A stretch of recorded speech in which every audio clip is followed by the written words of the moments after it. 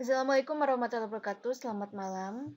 Pertemuan kali ini saya akan menjelaskan materi tentang metode trend moment sebagai salah satu metode yang bisa digunakan untuk peramalan. Sebetulnya kalau kita bicara tentang forecasting atau peramalan, itu sebetulnya ada banyak sekali metodenya yang bisa Anda gunakan. Jadi metode yang bisa digunakan ketika Anda mau meramalkan itu bisa dikaitkan dengan sistem pendukung keputusan. Jadi kalau namanya peramalan berarti kan hanya meramalkan, belum tentu realnya akan sama dengan yang diramalkan. Maka peramalan itu bisa dimasukkan ke dalam metode-metode sistem pendukung keputusan. Jadi biasanya salah satunya yang akan dibahas hari ini adalah metode trend moment. Metode trend moment ini digunakan untuk meramalkan penjualan ya. Jadi eh, hubungannya apa dengan sistem pendukung keputusan? Ketika Anda mau stok barang, nah Anda sudah bisa meramalkan berapa piece yang harus di stok gitu ya. Jadi jangan sampai terlalu banyak, jangan sampai kurang. Nah, itu sebetulnya memang belum tentu realnya seperti perhitungan yang sudah diramalkan. Cuman kalau kita menggunakan metode trend moment paling tidak gitu ya, kita bisa menerka-nerka barang yang akan terjual itu berapa piece gitu ya maksudnya. Nah, kenapa saya membahas lagi tentang forecasting menggunakan metode trend moment, sementara materinya sudah saya share di minggu lalu tanpa video penjelasan. Karena setelah saya memeriksa tugas Anda, sudah ada yang betul, tapi masih ada yang belum betul. Jadi masih ada beberapa mungkin di antara Anda yang masih kurang paham bagaimana penerapannya. Ya, jadi saya jelaskan ulang aja. Nah, ini Anda mungkin sudah baca untuk slide yang sudah saya share. Jadi peramalan dalam penjualan itu kan merupakan hal yang biasa, ya. Nah, hal ini biasanya dilakukan untuk memprediksi eh, barang stok barang yang harus disimpan atau tersedia di gudang gitu ya. Jadi dengan menggunakan peramalan kita bisa memprediksi kondisi bisnis yang akan terjadi di waktu yang sudah kita tentukan. Misalkan gini maksudnya. Sekarang bulan Oktober. Anda kepingin Oktober 2020. Anda ingin memprediksi kira-kira di bulan November penjualannya berapa gitu ya barangnya. Nah, itu bisa menggunakan teknik atau metode yang ada di dalam metode yang masuk ke dalam metode salah satunya adalah trend moment gitu. Jadi metodenya sebenarnya ada banyak sekali, ada garis lurus, metode rata-rata gitu ya kalau Anda baca ya. Oke, jadi tahapannya yang pertama adalah gunakan data historis dari satu variabel. Jadi kalau misalkan kita mau bahas tentang penjualan mie, berarti ada data historisnya dulu. Data historis adalah data yang Anda gunakan untuk menghitung menggunakan metode trend moment. Nah, data historis ini biasanya berupa data-data penjualan bulan-bulan sebelumnya atau hari-hari sebelumnya atau tahun-tahun sebelumnya. Jadi, metode trend moment ini bukan hanya untuk menghitung per bulan, tapi Anda bisa mau menghitung eh, per hari atau misalkan per tahun itu bisa. Jadi kalau misalkan per tahun berarti Anda akumulasikan dalam tahun, misalkan Anda ingin memprediksi kira-kira barang A dalam tahun 2021 itu bisa laku berapa piece gitu ya. Berarti Anda bisa ambil data historisnya, Anda bisa ambil misalkan tahun 2020, 2019, 2018, misalkan Anda ambilnya 3 tahun terakhir gitu ya. Nah, untuk pengambilan tahun, berapa tahun terakhir, itu sebetulnya tergantung si admin ingin ngambil datanya berapa tahun terakhir gitu ya. Jadi atau berapa bulan terakhir kalau hitungannya bulan, atau kalau hitungannya hari berapa hari terakhir. Jadi sebenarnya nggak harus ditentukan kalau misalkan saya studi kasusnya kepingin menghitung bulan Juni, kenapa harus dari Januari? Nah, karena saya inginnya melihat data histori dari 5 bulan terakhir misalkan.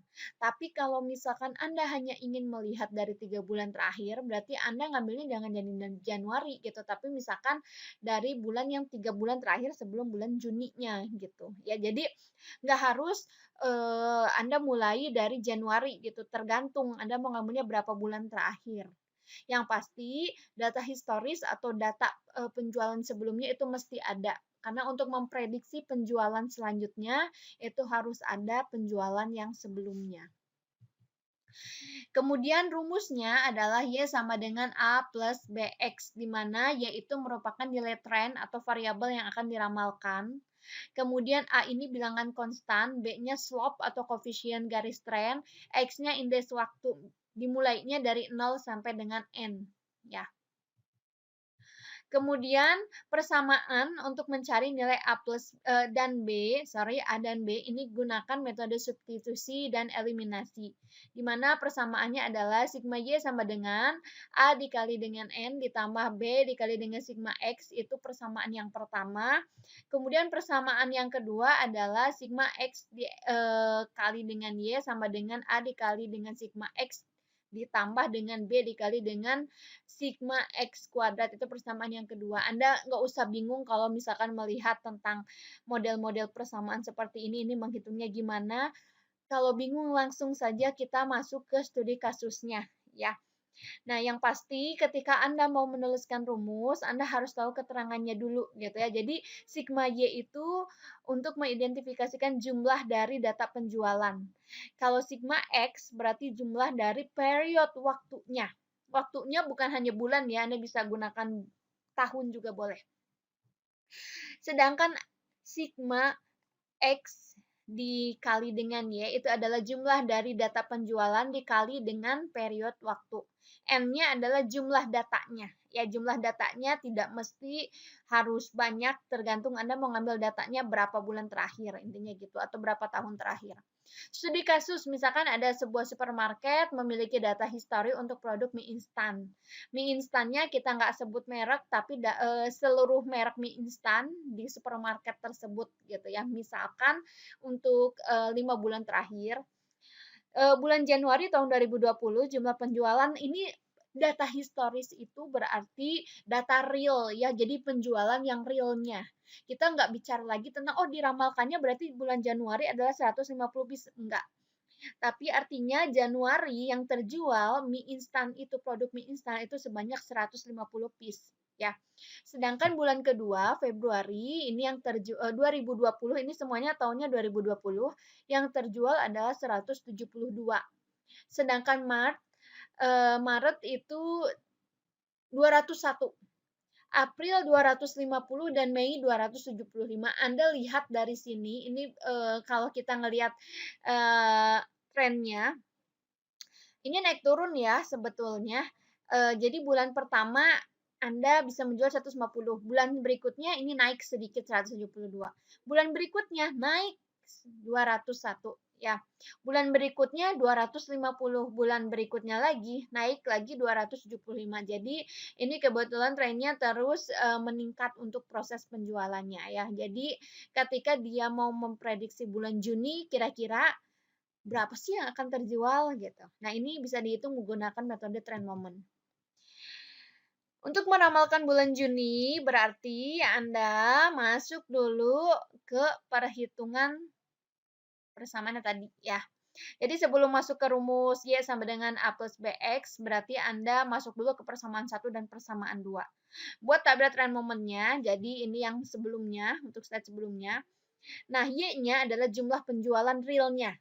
Ya, jadi 150, 172, dan seterusnya. Totalnya 148 dalam 5 bulan.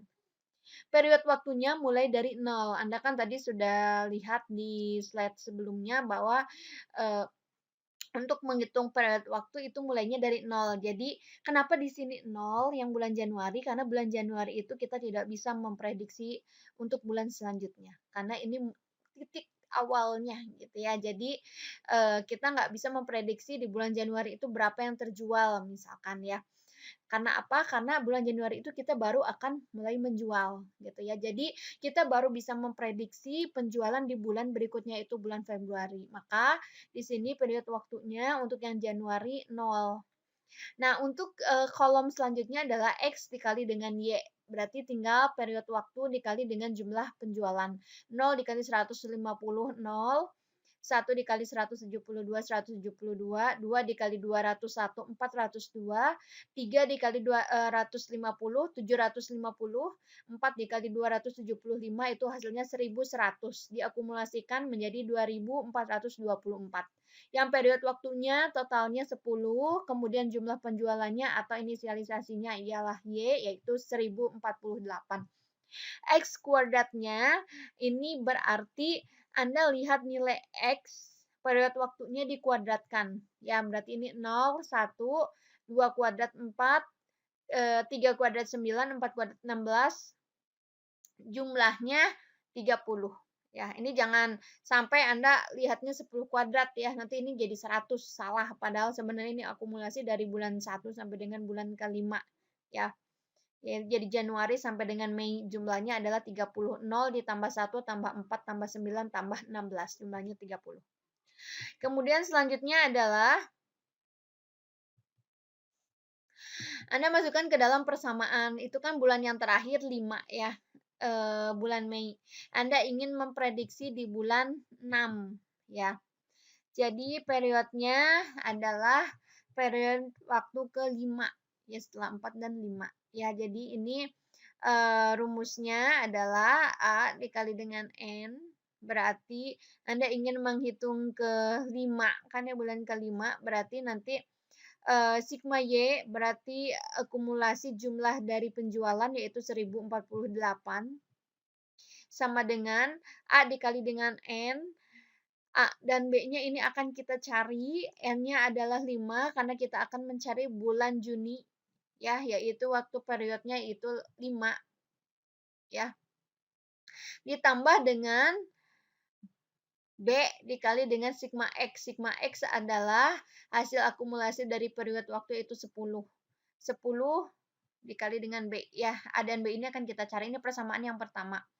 Kemudian persamaan yang kedua, sigma X dikali dengan Y berarti hasil akumulasi dari perkalian jumlah penjualan dikali dengan periode waktu. Hasilnya adalah 2424 ya akumulasinya. Sama dengan A dikali sigma X, berarti sigma X 10. Jadi 10A ditambah dengan B dikali sigma X kuadrat, berarti sigma X kuadrat yaitu 30, berarti 30B. Ini persamaan yang kedua. Selanjutnya adalah mencari nilai B dan A. A dan B sama aja ya sebenarnya dibolak-balik. Yang sebelumnya kita tulis ulang, jadi ini penulisan ulang yang dari slide sebelumnya sampai sini ya, ini abaikan aja, abaikan dulu. Kemudian ini akan kita gunakan penyederhanaan ya, jadi nanti yang atas dikali 2, yang bawahnya dikali 1, maka hasilnya menjadi 2096 sama dengan 5 dikali dengan 2 berarti 10A plus 10B dikali 2 berarti 20B. Bawahnya ditulis ulang karena dikalinya dikali 1. Jadi yang persamaan yang pertama aja semuanya yang dikali dengan 2. Ya hasilnya seperti ini ya. Kemudian baru dikurangi. 2096 dikurangi dengan 2424 hasilnya menjadi minus 328. 10A dikurangi dengan 10A hasilnya 0. Kemudian 20B diminus dengan 30B hasilnya minus 10B. Maka diperoleh nilai B adalah 32,8